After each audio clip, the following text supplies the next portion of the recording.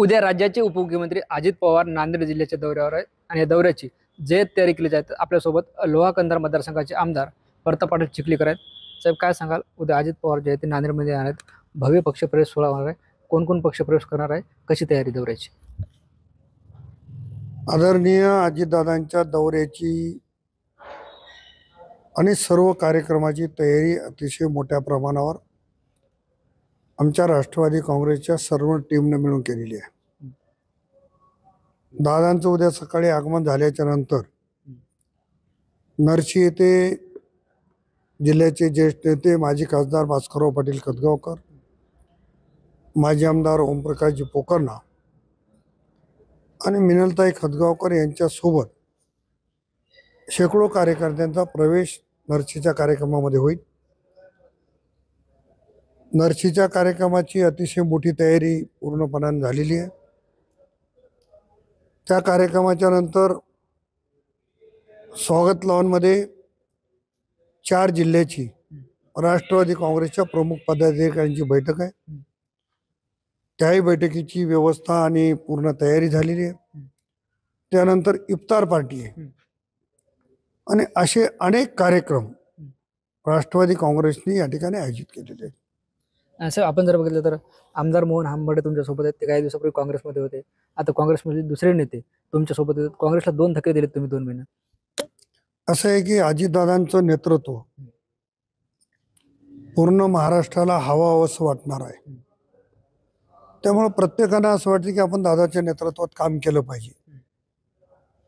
म्हणून मी राष्ट्रवादी काँग्रेसमध्ये प्रवेश केल्याच्या नंतर या सगळ्यांना जाऊन विनंती केली आणि यांची मानसिकता होतीच, पण कोणतरी जाऊन विनंती करण्याची आवश्यकता होती आणि ते काम मी पार पाडलं.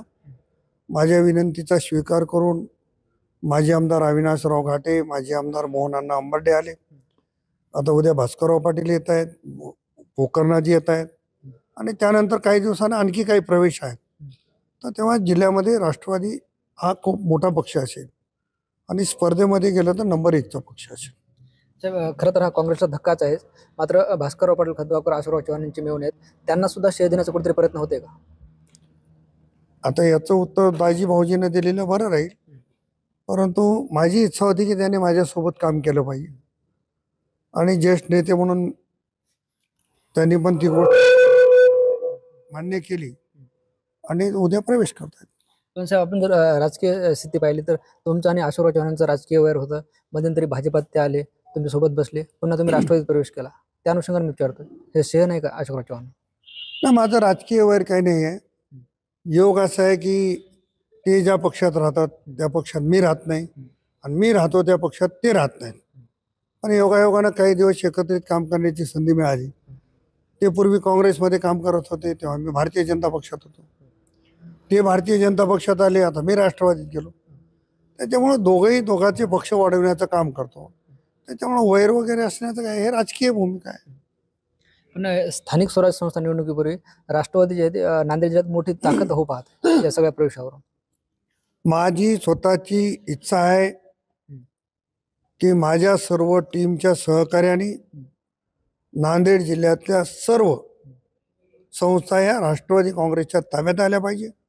त्यासाठी माझा प्रयत्न आहे आणि तो प्रयत्न निश्चितपणानं करेल. महापालिका असेल, जिल्हा परिषद असेल, नगरपालिका असेल, पंचायत समिती असेल, आणखी स्थानिक स्वराज्य संस्थेच्या ज्या ज्या शाखा आहेत त्यामध्ये राष्ट्रवादी काँग्रेस जिल्ह्यात नंबर 1चा पक्ष राहील आणि ती सांगण्याची आता गरज नाही.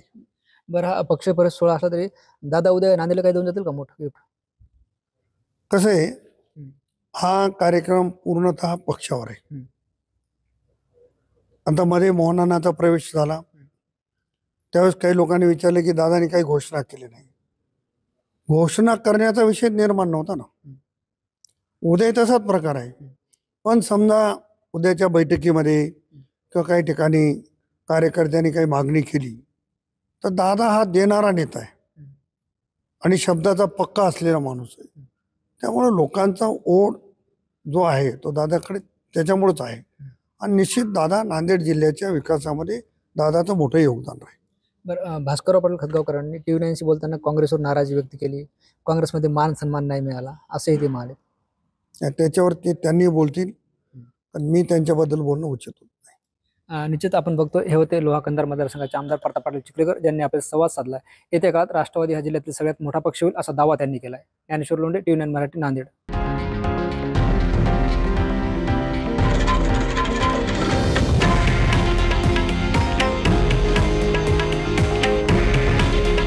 हे आहे देशातील नंबर 1 न्यूज नेटवर्क आणि आपण पाहत आहात TV9 मराठी. काळजी तुमची, हित महाराष्ट्राचं.